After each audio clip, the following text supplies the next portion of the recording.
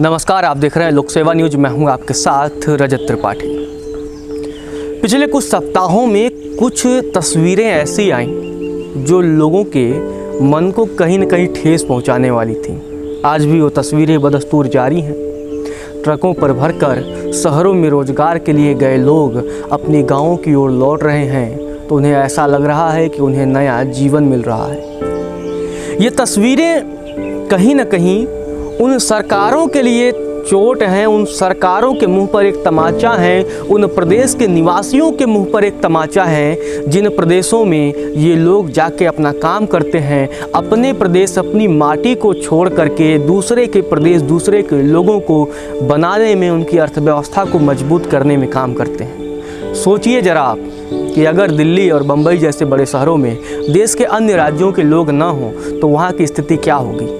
क्या जो बड़ी बड़ी दुकानें चलती हैं, जो बड़े बड़े स्कूल चलते हैं, जो बड़े बड़े अस्पताल वहाँ बनाए गए हैं, या और भी प्रकार की जो अच्छे एयरपोर्ट बने गए हैं, या बड़े बड़े रेलवे स्टेशन बन गए हैं, और बहुत हज़ारों लाखों की संख्या में जो दुकानों के जरिए वहाँ के लोकल लोग कमाते हैं या किरायों के जरिए जो लोग कमाते हैं, उनकी स्थिति क्या होगी। उनकी स्थिति भी ठीक वैसे होगी जैसे गाँव में अन्य लोगों की स्थिति है। उनके पास आय का कोई और स्रोत नहीं है सिवाय खेती किसानी के।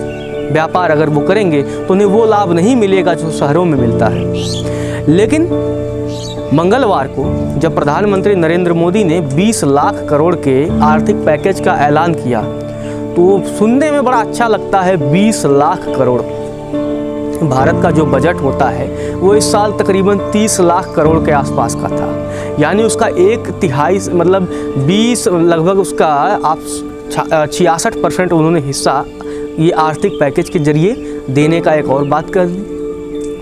अब यहाँ जो बड़े सवाल होते हैं कि आखिर हमारे गांवों का विकास कैसे हो। यही वो मौका है जब हमारे गांवों का विकास हो सकता है, जब हमारे गांवों की हालात, हमारे गांव की दशा शहरों से बेहतर हो सकती है। तो हम कुछ मुद्दों को आज समझने की कोशिश करेंगे। उन मुद्दों को आप भी सोचिए, समझिए और अपने अपने स्तर पर कोशिश करिए कि उसको आप लोगों तक पहुंचाइए। वो आइडिया आप स्वयं में अपनाइए। आपको भी पता है कि शहरों में इस समय तमाम प्रकार की समस्याएं हैं। अगर सिर्फ एक रोजगार को छोड़ दिया जाए तो शहरों में मुझे नहीं लगता कि कोई दूसरी सबसे अच्छी व्यवस्था है। क्यों ऐसा इसलिए हम कह रहे हैं क्योंकि वहाँ पॉल्यूशन का लेवल ऐसा है कि लोग बेमौत मर रहे हैं। सड़कों पे अगर निकल जाएं तो सड़कों पे फंसेंगे ऐसे कि जैसे कभी टाइम ही नहीं मिलेगा घर पहुंचने के लिए। तो अब आज इस स्थिति में जब लोग अपने गांवों की तरफ भाग रहे हैं या पलायन कर रहे हैं, हमने अक्सर वो चित्र देखा है कि जब लोग गांवों से शहरों की तरफ पलायन करते थे, लेकिन ऐसा बहुत दिनों बाद या मेरे ख्याल से बहुत से लोगों के जीवन में ऐसा पहली बार हो रहा होगा कि लोग अब गाँवों की तरफ पलायन कर रहे हैं सिर्फ अपने जीवन के लिए। गांव के लोग ही इस भारत के सच्चे निवासी होते हैं। तो चलिए हम कुछ मुद्दों को समझने की कोशिश करते हैं कि आज गांवों की परिस्थिति जब इस दशा में हम पहुंच चुके हैं कि हमें ये पता लग गया है किस गांव से कौन सा व्यक्ति कब से वो बाहर रह रहा था, कितनी आबादी किसी एक प्रदेश की बाहर रह रही थी। उस स्थिति में हम गाँवों को बेहतर करने के लिए हम कुछ ऐसा काम कर सकते हैं। अब जो सबसे बड़ी बात है कि शहरों में जो भी सरकारी योजनाएं हैं, शहरों में चाहे जो सरकारी योजनाएं हैं उसको बंद कर दीजिए तत्काल।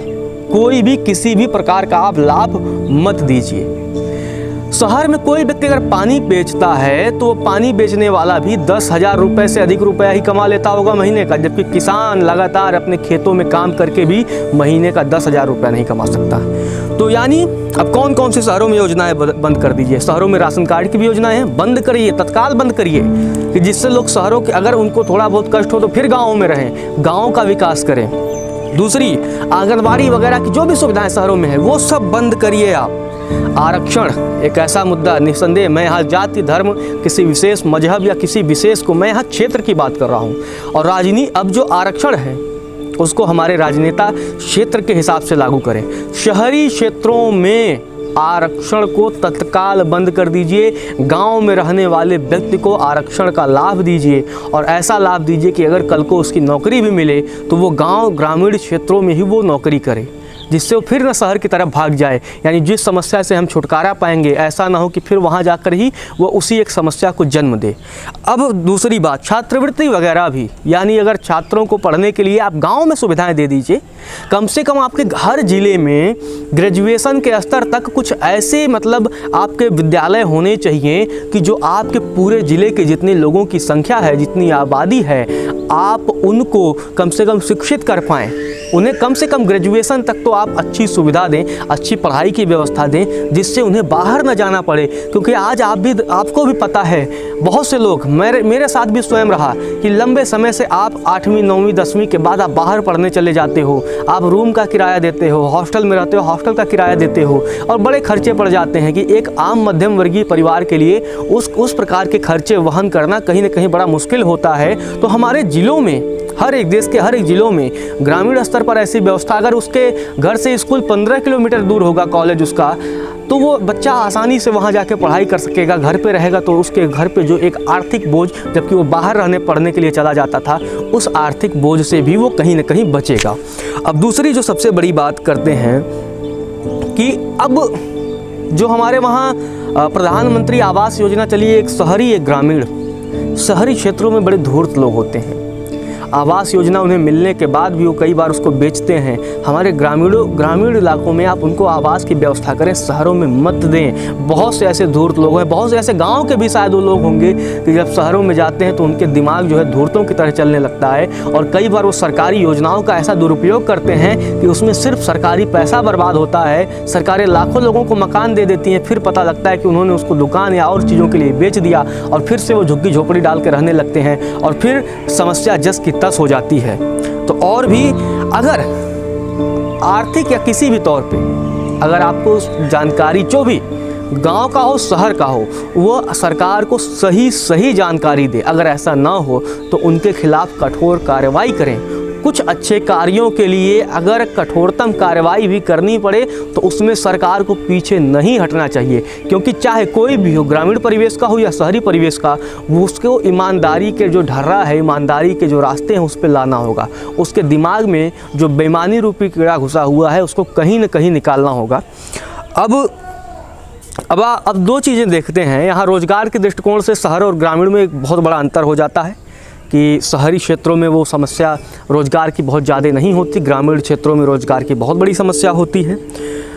तो अब हम चाहते हैं कि कुछ ऐसा हो जाए, जैसे अभी क्या है, अगर गांव में सूखा आ गया, अन्न मिल जाए, इलाज के लिए दवा मिल जाए, सरकारी सुविधा दवा के रूप में मिल जाए, ज़्यादा दूर ना जाना पड़े, शहर में जाना पड़े। अगर बहुत बड़ा कोई समस्या, बहुत बड़ी बीमारी है तब तो जाए तो बात ठीक है, लेकिन अब छोटी छोटी बीमारी के लिए शहरों की तरफ न जाना पड़े, हमारी ऐसी व्यवस्था होनी चाहिए। बेहतर शिक्षा के लिए जो हमने पहले भी बात की कि अच्छे विद्यालय होने चाहिए, और जब सरकारी मदद लोगों तक पहुंचने लगेगी बिना बेईमानी के, तो गाँव का कहीं ना कहीं विकास होगा। अब और आगे बात करते हैं, मतलब आरक्षण की भी हमने बात कर ली, छात्रवृत्ति की भी बात कर ली। ये जो सारी बातें हैं, वो सारी बातें कहीं ना कहीं वो गाँव को बनाने में काम आएंगी। अब देखिए, जो इससे फ़ायदे शहरों को भी होंगे, जो बड़ी संख्या में वहाँ आबादी रहने लगी है, लोग पता नहीं किस तरह से जीवन यापन करते हैं, प्रदूषण का स्तर इतना बढ़ गया है, वहाँ भी हज़ार तरह की समस्याएं हैं। क्योंकि अभी आप दिल्ली में देखो, दिल्ली जैसे छोटे से जगह पे करोड़ों लोग रहते हैं, तो जो उनकी अपनी एक समस्याएं हैं। लॉकडाउन के बाद स्थिति पर्यावरण को लेकर सुधरी है। दिल्ली वालों ने कभी जीवन में सोचा नहीं होगा कि इतनी बेहतर स्थिति हवा को लेकर कभी उनके जीवन में आएगी, इतना शुद्ध वातावरण में वो रह पाएंगे। शायद कई लोग तो ऐसे भी बीमार हो जाएंगे, इतना शुद्ध वातावरण में वो रह रहे हैं। अब देखिए, अगर ये सारे अब जो हमने बताया, अब वो सब अगर गाँव में हो जाए फिर क्या होगा। हमारी आबादी जब गाँव में रुकने लगेगी, यानी बड़ी संख्या में जब लोग रहेंगे, तो अपने आप सड़कें बनेंगी, विद्यालय बनेंगे, और जब अधिक संख्या में लोग यहाँ निवास करेंगे तो अगर कोई बेरोजगार भी है, उसको संयोग से नौकरी नहीं मिल पाता, तो वह व्यापार कर लेगा। याद है आपको शोले मूवी का वो सीन, जब रामगढ़ गांव में लोग घुसते हैं तो आपको दिखा होगा कहीं कोई लोहार काम कर रहा है, कहीं कोई बढ़ई है, कहीं कोई नाई है। जो पहले जो गाँवों की ये रोजगार को लेकर व्यवस्था थी, जिसको बाद में थोड़ा जातिगत बना दिया गया और उसको लेकर बड़ी तरह की राजनीति हुई, कुछ लोगों ने उस काम को नीचा दिखाने की कोशिश की। लेकिन एक बार इमेजिन करिए, सोचिए कि उस व्यवस्था में कोई बेरोजगार नहीं था। संभव था कि किसी की इनकम कुछ ज़्यादा रही होगी, किसी की कमाई कुछ कम रही होगी, लेकिन उस व्यवस्था में लगभग सभी लोगों के पास रोजगार था। तो कल जब गाँवों में भी लोग रहने लगेंगे, गाँव में हज़ार तरह की, अभी देखिए गाँव में जो कुम्हारों का व्यवसाय था, इसके अलावा बहुत से ऐसे व्यवसाय थे, सब चौपट हो गए। हो सके कि उसमें लाखों अरबों की कमाई ना होती हो, लेकिन एक इतनी कमाई तो ज़रूर हो जाती थी कि एक परिवार का भरण पोषण हो जाता था। गाँव में अब धोबी नहीं है, धोबियों की कितनी कमाई होती थी। सोचिए, कपड़ा वो लेते थे, कपड़ा धो के देते थे, उनसे उनकी कमाई होती थी। कुछ जगहों पे मशीनों ने स्थान ले लिया, वॉशिंग मशीन वगैरह ने। तो ये सब बातें जब गांव में लोग रहेंगे, तो जब गांव आपस में मिलेंगे, उनके लोग बाहर नहीं जाएंगे। और अगर एक जो सबसे बड़ा मुद्दा रहेगा वो स्थानीय रोजगार, यानी कोई भी कंपनी हो, कोई भी फैक्ट्री हो, वहाँ कम से कम आप 70%, 80% जो भी एक पैमाना बनाइए, उतने लोगों को आप रोज़गार दीजिए। अगर कोई व्यक्ति दिल्ली, बम्बई, कोलकाता, केरल या बंगलौर जा करके अगर वो 20 या 25 हज़ार रुपये कमा रहा है, उसके गांव में उसको आप 15 हज़ार रुपये दे दीजिए, तो जो कंपनी लगाएगा उसको भी लाभ है, थोड़ा उसको सैलरी कम देनी पड़ेगी। और अगर वो 15 हज़ार रुपये कमाएगा तो शहर के 25 या 30 हज़ार रुपये के बराबर होगा। क्यों? क्योंकि उसका तो 8 हज़ार, 10 हज़ार, 7 हज़ार, 6 हज़ार इस तरह के बड़े पैसे, सैलरी का एक बड़ा हिस्सा, एक चौथाई हिस्सा या कभी कभी एक तिहाई हिस्सा उसका तो रूम के किराए में चला जाता है। इसके अलावा वो बाकी चीज़ें खरीदता है, खाता है, तो ले दे के उसके पास महीने में क्या बचता है? कुछ नहीं, और उधार।